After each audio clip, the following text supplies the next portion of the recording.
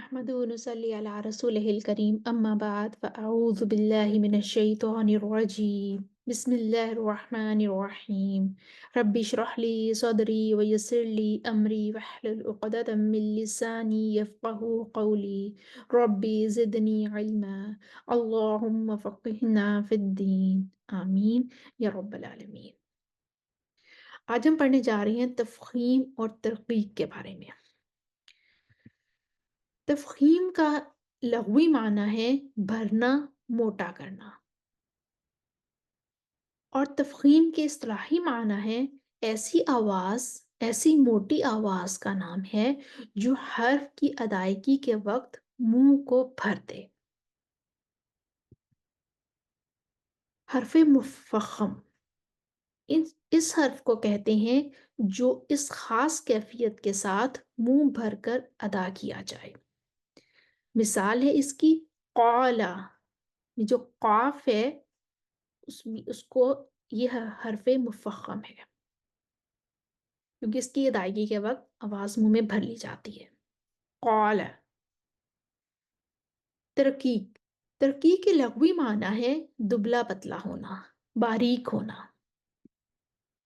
اور ترقیق کے اصطلاحی معنی ہے ایسی آواز، ایسی باریک آواز کا نام ہے جو حرف کی ادائیگی کے وقت منہ کو نہ بھرے۔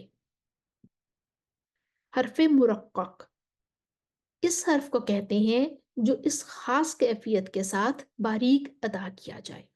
مثال ہے اس کی مالکی کا میم۔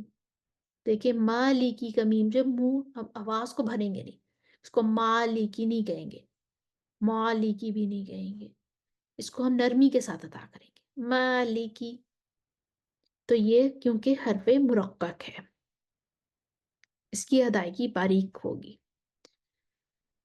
حروف مستعلیہ میں تفخیم مستقل اور ہمیشہ ہوتی ہے۔ جتنے بھی ہمارے پاس حروف مستعلیہ ہیں نا، خا، صاد، ضاد، غین، طا، قاف، ضاد، ان میں تفخیم مستقل اور ہمیشہ ہوتی ہے، خواہ متحرک ہوں یا ساکن ہوں، لیکن ان کی حرکت یا ما قبل کی حرکت کے اعتبار سے تفخیم میں فرق آ جاتا ہے۔ ما قبل ہوتا ہے اس سے پہلے، یعنی کہ ان کے اپنے اوپر حرکت کی تبدیلی، اور ان سے پہلے جو لیٹر ہے اس کے اوپر حرکت کی جو تبدیلی ہوتی ہے اس سے تفخیم میں فرق آ جاتا ہے، مطلب کہ تفخیم کے لیول میں فرق آ جاتا ہے۔ اس کے بھی لیولز ہوتے ہیں۔ میں اس کو دوبارہ پڑھ دیتی ہوں۔ حرف مستعلیہ یا حروف مستعلیہ میں تفخیم مستقل اور ہمیشہ ہوتی ہے، خواہ متحرک ہوں یا ساکن ہوں، لیکن ان کی حرکت یا ما قبل کی حرکت، لیکن ان کی حرکت یا ان سے پہلے والے حروف کی حرکت، ان سے پہلے والے حرف کی حرکت کے اعتبار سے تفخیم میں فرق آ جاتا ہے۔ حروف مستعلیہ متحرکہ میں ترتیب کے مراتب۔ حروف مستعلیہ متحرکہ میں ترتیب کے جو مراتب ہیں وہ اسکرین پر آپ کے سامنے نظر آ رہے ہیں۔ سب سے پہلا درجہ جو ہے تفخیم کا، وہ ہم دیکھتے ہیں کہ مفتوح کے بعد الف ہو۔ یہ سب سے پہلا درجہ ہے تفخیم کا، مفتوح کے بعد الف ہو۔ مفتوح کون؟ حروف مستعلیہ زبر لے کر آ جائیں، حروف مستعلیہ کے اوپر فتحہ ہو، ان کے اوپر زبر ہو، اور ان کے بعد الف ہو۔ جیسے ہم مثال دیکھتے ہیں قالتا اتینا طائعین، ٹھیک ہے۔ اب یہاں پہ دو لیٹر دیکھ رہے ہیں، قاف، قاف کے اوپر فتحہ ہے، زبر ہے، اور اس کے بعد الف ہے، اور پھر ہم دیکھتے ہیں تو، تو کے اوپر زبر ہے اور اس کے بعد بھی الف ہے۔ یہ سب سے بڑے درجے کی اس میں تفخیم ہوگی، پہلے درجے کی تفخیم ہوگی، بہت ان کو موٹا آواز کو منہ میں بھر کے پڑھا جائے گا۔ قالتا اتینا طائعین، سب سے پہلا درجہ ہے، مفتوح کے بعد الف ہو۔ حروف مستعلیہ مفتوح ہوں اور ان کے بعد الف ہو. یہ گرین کلر میں آپ کو سب سے پہلا درجہ نظر آ رہا ہے. اس کے بعد ہم دیکھتے ہیں مفتوح کے بعد الف نہ ہو. حروف مستعلیہ آئیں، زبر لے کر آئیں، ان کے پر فتحہ ہو لیکن ان کے بعد الف نہ ہو. جیسے غفور الرحیم. غائن حروف مستعلیہ میں سے ہے اور فتحہ لے کر آیا ہے، زبر لے کر آیا ہے لیکن اس کے بعد الف نہیں ہے. تو اس میں ہم دوسرے درجے کی تفخیم کریں گے. پہلے درجے کی تفخیم مفتوح کے بعد الف ہو، دوسرے درجے کی تفخیم مفتوح کے بعد الف نہ ہو. اب ہم تیسرے درجے کی تفخیم دیکھتے ہیں مضمون کہ جو حروف مستعلیہ ہیں وہ پیش لے کر آ جائے. ضربت علیہم الذلہ. ضاد جو تھا وہ حروف مستعلیہ میں سے ہے اور یہ پیش لے کر آیا ہے، مضموم ہے، ضمہ لے کر آیا ہے. تو اس میں تیسرے درجے کی تفخیم کریں گے. ضربت علیہم الذلہ. تا قلقلہ کریں گے. ضربت علیہم الذلہ. اب چوتھے درجے کی تفخیم ہوگی کہ حروف مستعلیہ آئیں لیکن زیر لے کر آ جائیں. حروف مستعلیہ کسرہ کے ساتھ آئیں، مکسور ہو. ختامت ختامت مسک. خی بالکل چوتھے درجے کی تفخیم ہوگی. اس میں آواز تھوڑی سی دیر کے لیے منہ میں بھرے گی. ختامو ختامو تو مسک. ٹھیک ہے، یہ ختام تو نہیں، ختامو ہو ہے.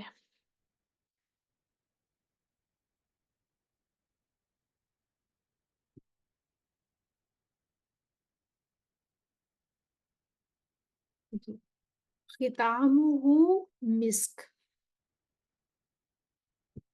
تو یہاں پر ہم دیکھتے ہیں کہ چوتھے درجے کی تفخیم ہوئی ہے. اب 4 درجے ہم نے پڑھے.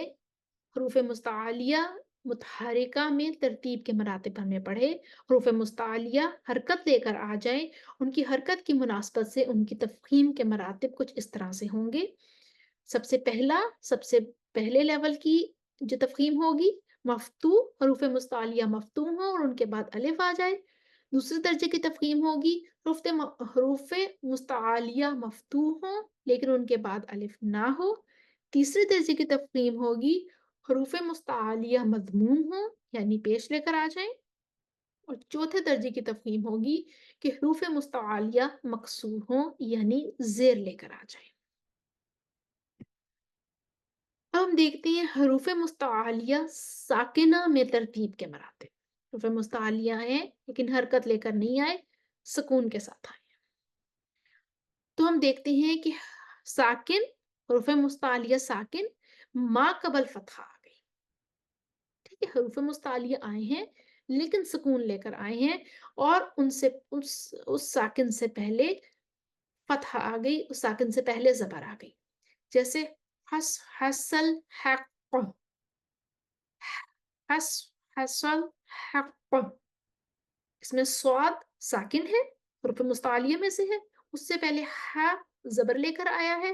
تو حس پہ جب ہم کریں گے تو پہلے درجے کی ہم یہاں پر تفخیم کریں گے. حسل حق.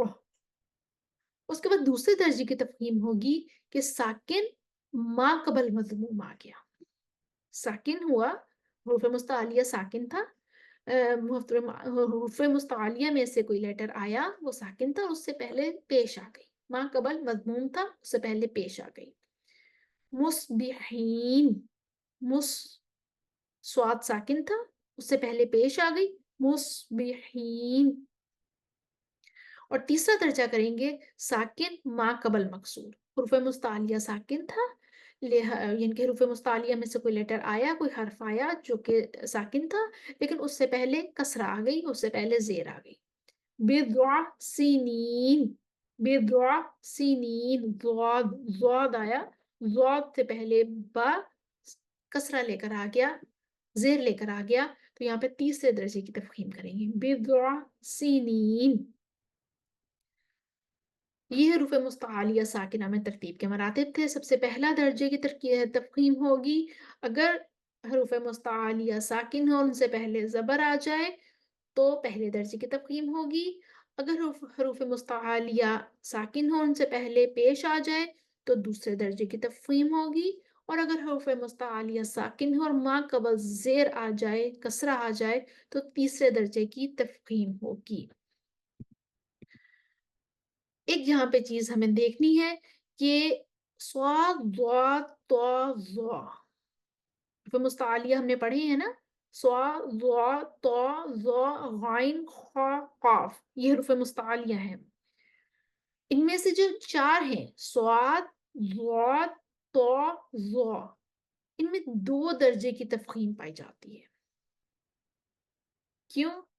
اس کی وجہ یہ ہے کہ ان حروف میں صفت استعلاء اور اطباق دونوں جمع ہو جاتی ہیں. ٹھیک ہے، ان میں صفت استعلاء بھی ہے اور صفت اطباق بھی ہے. استعلاء میں کیا ہوتا ہے کہ زبان کے پچھلے حصے کو تالو کی طرف اٹھاتے ہیں، ہم زبان کے پچھلے حصے کو، زبان کی جڑ کو اٹھاتے ہیں. ٹھیک ہے، استعلاء میں یہ کرتے ہیں. اور جو اطباق ہے اس میں زبان کی جڑ کے ساتھ ساتھ زبان کے درمیانی حصے کو بھی ہم اوپر اٹھا لیتے ہیں. تو دو درجے کی تفخیم ہو گئی، زبان کی جڑ بھی اوپر اٹھ گئی، زبان کا درمیانی حصہ بھی اوپر اٹھ گیا. دو درجے کی تفخیم ہو گئی. صاد ضاد طا ظا، ان میں دو درجے کی تفخیم ہوگی کیونکہ ان میں استعلاء بھی ہے اور اطباق بھی ہے. لیکن اس کے برعکس جب ہم دیکھتے ہیں غائن میں اور خا میں اور قاف میں، ان میں اطباق نہیں ہے، ان میں انفتاح ہے. ٹھیک ہے، یعنی کہ زبان کا درمیانی حصہ ہم اوپر نہیں اٹھاتے، صرف زبان کا جڑ اوپر اٹھتا ہے. تو اس میں ایک درجے کی تفخیم پائی جاتی ہے، جس کی وجہ یہ ہے کہ ان حروف میں صرف حروف صفت استعلاء پائی جاتی ہے، اطباق نہیں ہے. اور جب ان میں اطباق نہیں ہوگا تو ہم ایک درجے کی تفخیم کریں گے.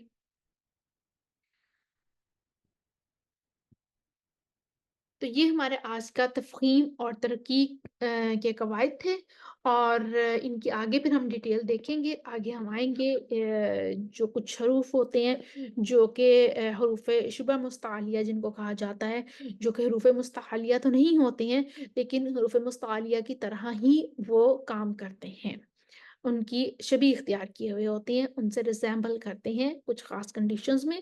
ان کا ہم اپنے اگلے لیسن میں مطالعہ کریں گے. امید ہے اب یہاں تک آپ دہرائی کریں گے اور اس کو پھر ہم قرآن میں اس کی اپلیکیشن کر کے اس کو مزید اچھے طریقے سے جاننے کی کوشش کریں گے. وآخر دعوانا الحمد للہ رب العالمین. السلام علیکم ورحمۃ اللہ وبرکاتہ.